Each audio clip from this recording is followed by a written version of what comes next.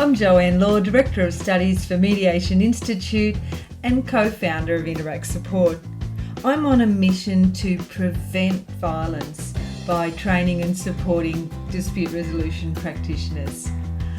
Mediation Musings is a series of conversations with mediators and for mediators. So if you're interested in dispute resolution, follow the channel. We're intending to update new recordings each week. Enjoy. Welcome, Andrew. Today I'm talking with Andrew Fa'avale, who is doing many things, but a lot of the work and what attracted me to having a chat with Andrew is he's doing a lot of work about helping people to understand culture and why culture is important, why culture counts. So welcome, Andrew. Thank you. Would you maybe like to tell the listeners a little bit about what it is you are doing? Okay, so I'm based here in Brisbane, Queensland, but I'm working here in Queensland and in Victoria, mostly around supporting government departments and other community organisations to engage with Pacific Island communities.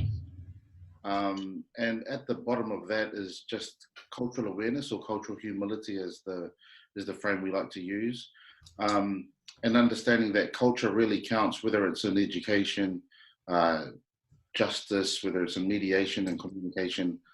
How we see the world through a cultural lens is critical for our relationships, and relationships are key. So yeah, that's what we're doing. I was working at a university, running some research and a project in schools in the education sector. But a few months ago, I've come out and I'm consulting now full time. Okay. One of the things you said there was cultural humility. What do you mean by that? I think it's in contrast to cultural competence. So if we think about competence, it's about you getting better and becoming competent, or you having the tools to be able to deal in intercultural relations. But the frame of cultural humility is actually around the more you know you have to learn more. Yeah. Okay. So it's like it's becoming aware, more and more aware of what you're not aware of and the bias that you have. Oh, that's beautiful. Yeah, because it's that whole frame of cultural competence assumes that it's something that you learn, and assumes that a culture is homogenous, like everyone from Pacific Islands is the same. You learn a couple of things and you'll know all about them, which is obviously rubbish. Yeah, that's the risk. I think when we frame it in cultural competence, one way of looking at it for government departments and organisations is if you do a one-day course, then you're competent, and it's a tick box kind of situation. Yeah. Whereas cultural humility acknowledges that it's an ongoing journey of learning and discovery, and what sits at the bottom of that is curiosity, and curiosity about the other, but also about yourself.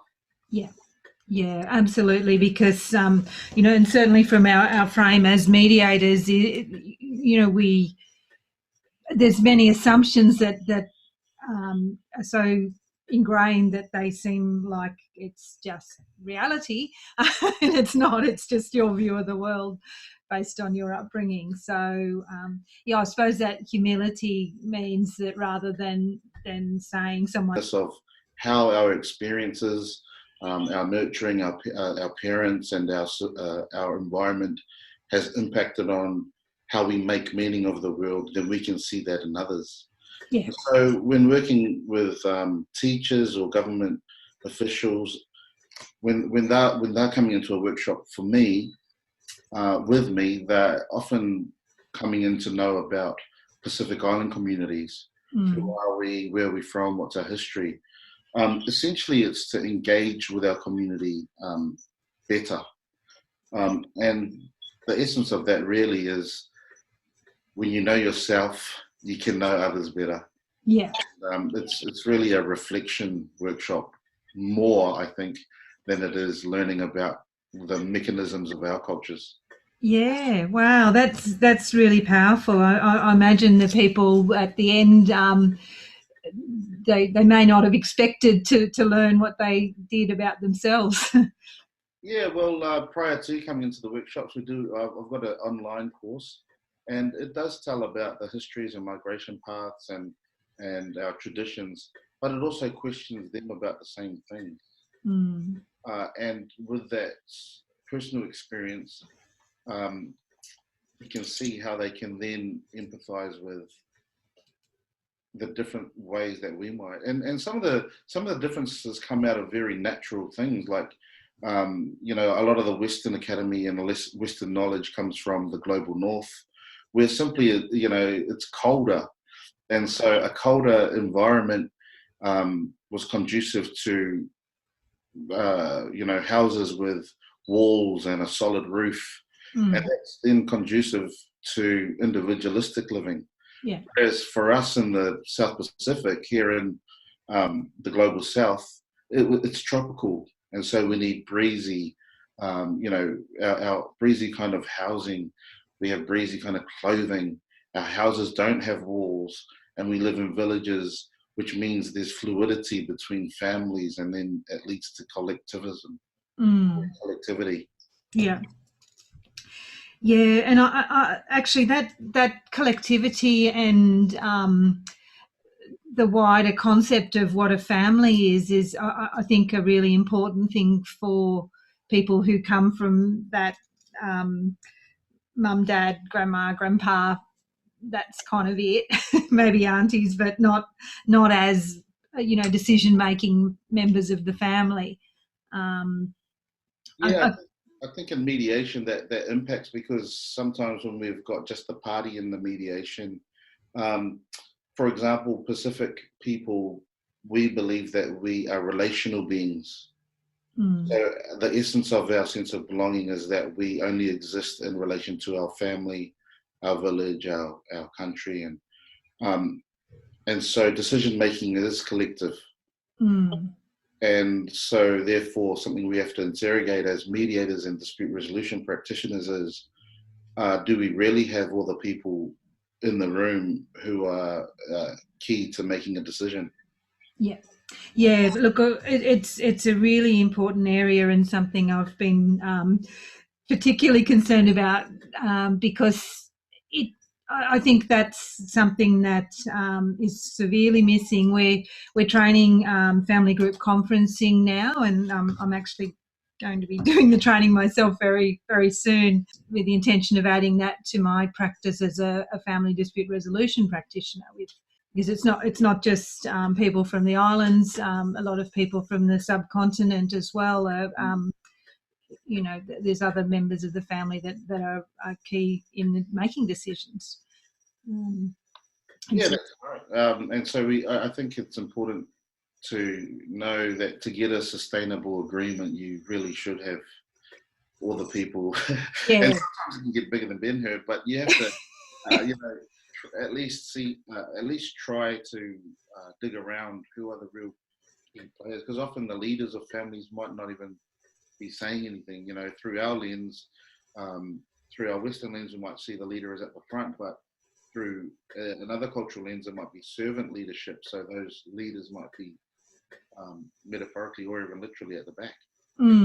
Yeah. Okay. So that's an interesting concept as well. So, and how do you suggest people find out? How do they? What's your insights about how do you find out what this family that you might be working with is like? And yeah, I think mediators are trained well to do this, because it's all about asking questions and opening up conversation. And so I think simply being really, really curious and really effective questioning can give you those insights. Yeah. And it really starts from that perspective, which I think mediators are coming into practice with. And if not, they get... Okay, so what's your? I guess I always like to know how people got into the work that they're doing. What's your formation? How did you end up doing what you're doing? Doing what I'm doing. How I got into mediation was I was actually at law school in New Zealand, and I took a break from it, and I then got a job for the government doing tenancy mediation, and this was in the early 2000s. And so uh, the training we got was really high class and high level. So we got so much training at the time through Leader, through private contractors, and so I really came to enjoy the process, and I thought it was the process that suited me more. Yeah. And then I came to Queensland and continued into conciliation, and did some training around it as well, facilitated some training with some friends. I got the opportunity to go to Samoa actually back in 2012, where um, they've introduced a mediators association and mediation rules. And so I got to do some coaching and assessing under the Australian national standards. Yep. But in and amongst that, I was also interested in sports. So I was playing some sport, and then I was interested in other things like culture and how my own cultural story. Yeah. Um, and with all these different kind of interests, I kind of merged them all, and then ended up working in youth justice, well, with young offenders. Mm.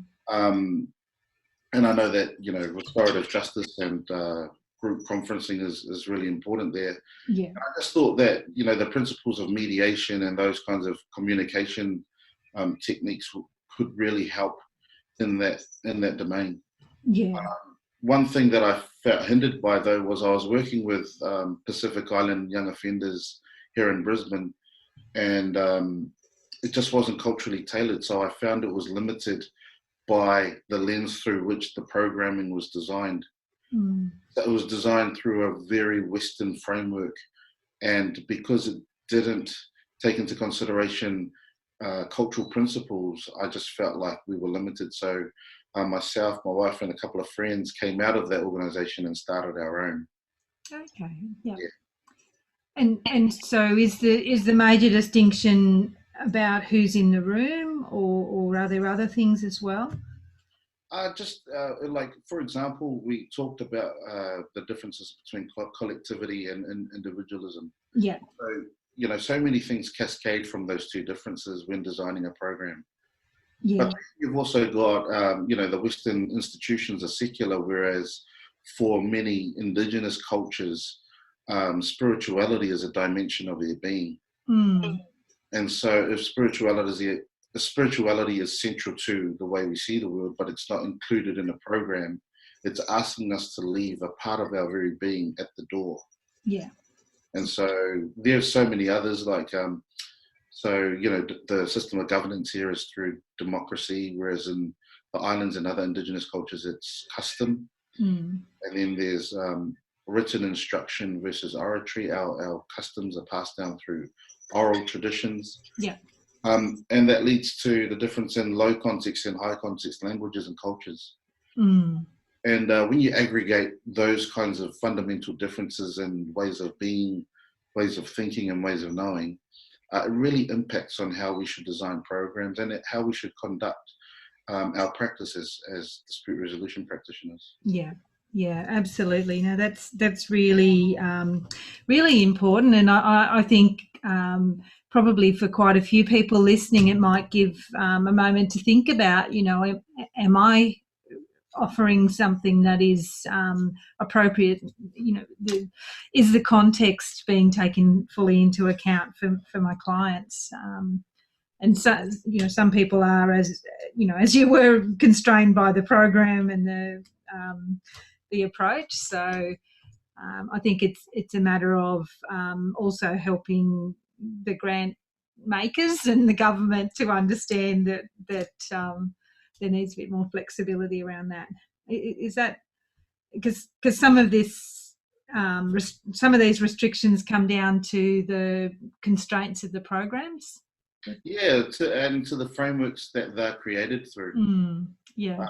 And the practices are designed. Who are they designed by? Because there's going to be a bias towards that way of thinking.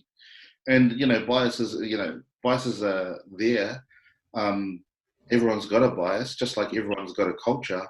And it's not saying that one's better than the other. It's just saying that we need to be mindful and interrogate these things and include these factors if we are going to achieve what we come into practice for, which is sustainable change and getting people through impasses and Yeah, absolutely. No, that's yeah. So that self-awareness, we've kind of looped right back around to the start, haven't we? Because and that's where it often leads back to.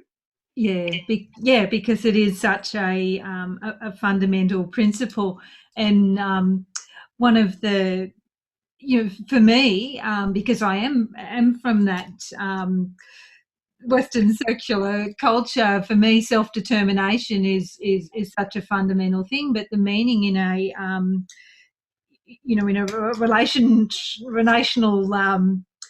society where self-determination, it might have a completely different meaning for someone. Yeah, and that's just it. I've done research in the university around the motivations for student success, and 100% of my Pacific participants mentioned that their main motivator for going to university was to pay back their families. Wow. And that's very different to a Western frame where most would say that they're there to forge a career path and their personal success or what have you. It just comes down to collectivity and individualism, where collectivity is about the greater good and individualism is about self-determination, as you say.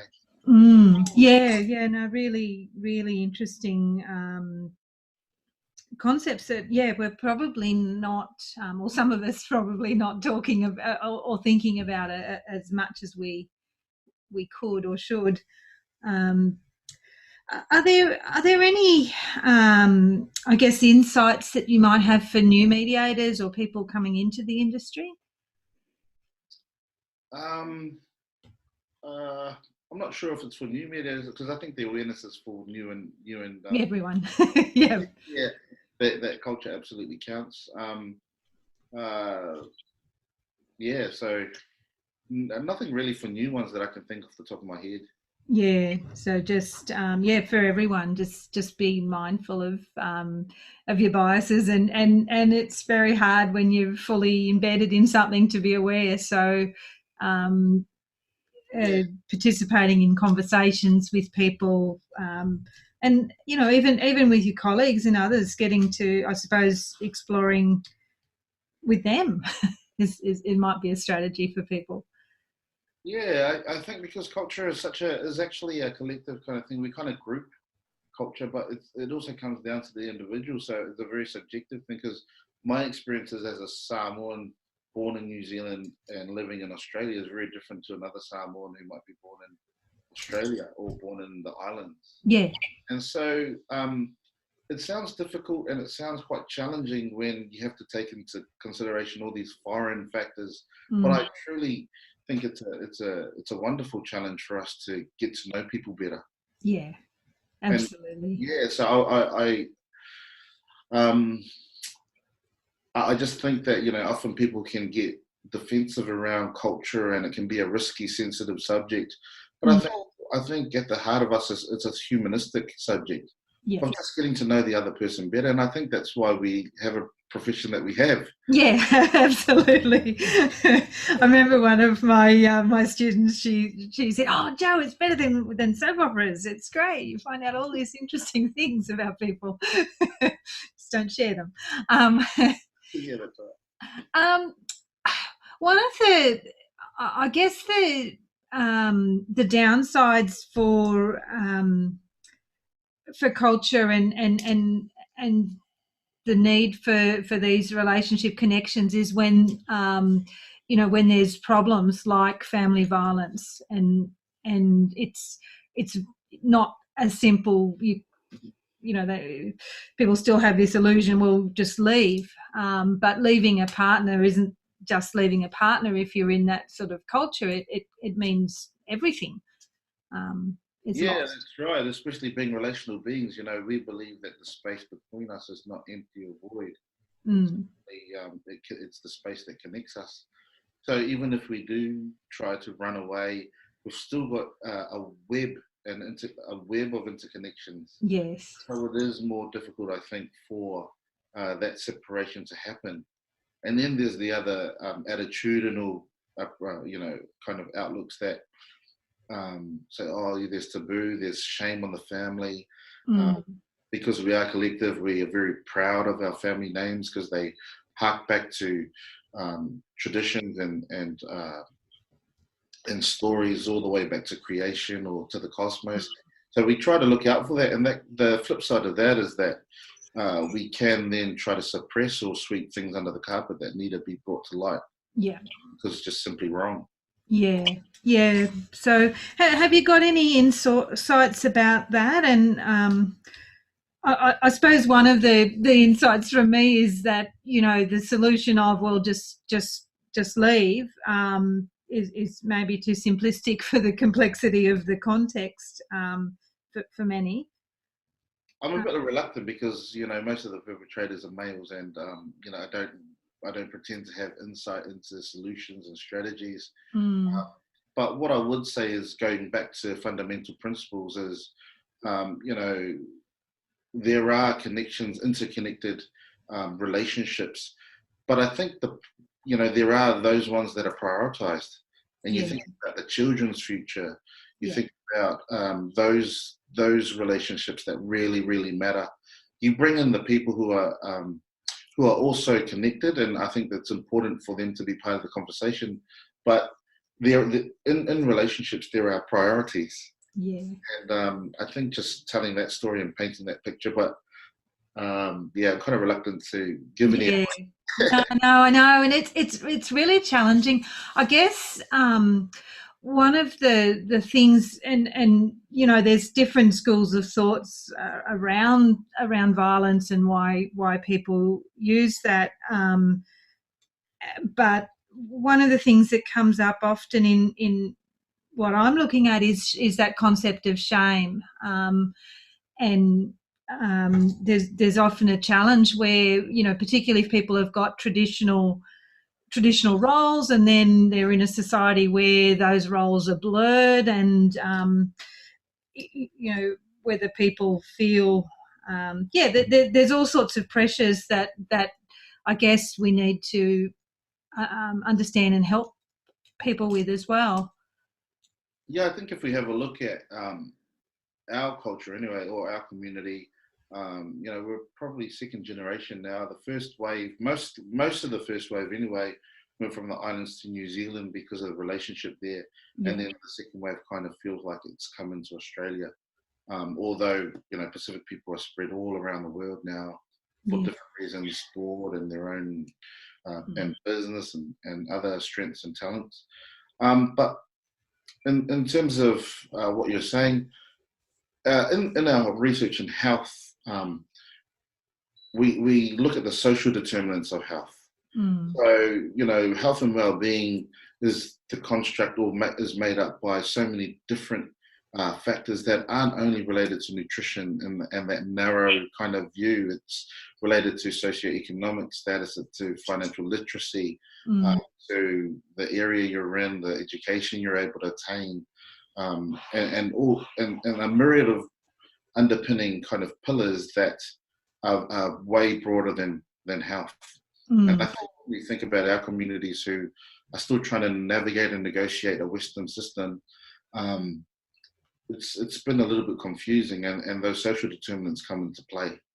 Yeah, well, in some ways, I think I hope that our Western system will learn more from cultures that understand relation, because we got this craziness, particularly around health, where the person knows about the pancreas and they don't know about other things, and they think that the mind and the body are different and separate and don't connect much. Yeah, well, that's it. I think it can be reciprocated. I think if, for example, there was a genuine co-construction of knowledge between traditional knowledge systems and Western knowledge systems, and knowledge is from all around the world. I think we've got heaps of opportunity there to create new solutions and strategies. Yeah. But that depends on whether we're open enough and courageous enough. Yes. To open our hands and our minds and our hearts to other ways of being, thinking, and knowing. Yeah, I that's think it's a really exciting time, although people are thinking, oh man, it's rapidly changing, there's so much disruption. I think we can take control of that. yeah. Yeah, absolutely, and I think that's a really important thing. We do need to be leaders in this time of There's just so much noise and confusion for people that helping them to I guess trust what's trustworthy and be open to consider if things aren't working and aren't making sense, maybe consider that there's other ways to look at things. Yeah, for sure. These are exciting times, I think, but I might be naive. Well, I think it's better to be excited than pessimistic because you're going to get better results.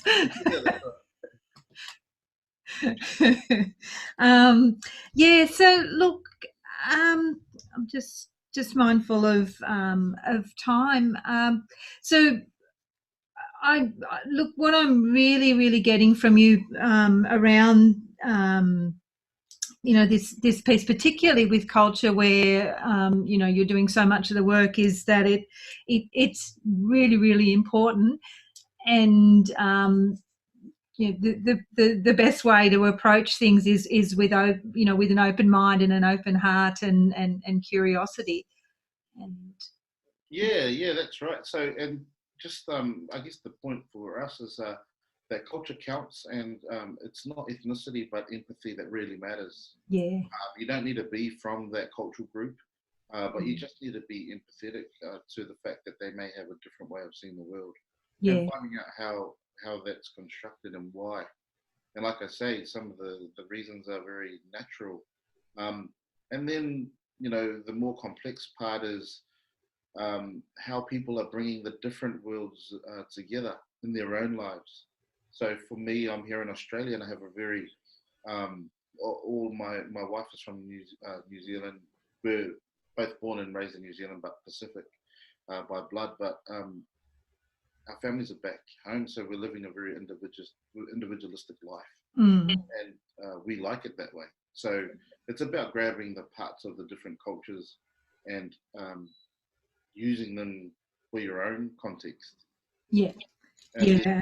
parts of Western cultures that we're, most of it that we're Yeah. adopting and loving, and we're embedded in it. So it's, it's great to have wide option, Yeah. wide range of options as to how you can choose to live your life. Absolutely, and I guess that's the fundamental thing, isn't it? It's about choice. That's right. Whether people choose to be traditional and follow traditional ways, or whether they make a blend or step into something that's completely new for their family or whatever. Yeah, I think for that, I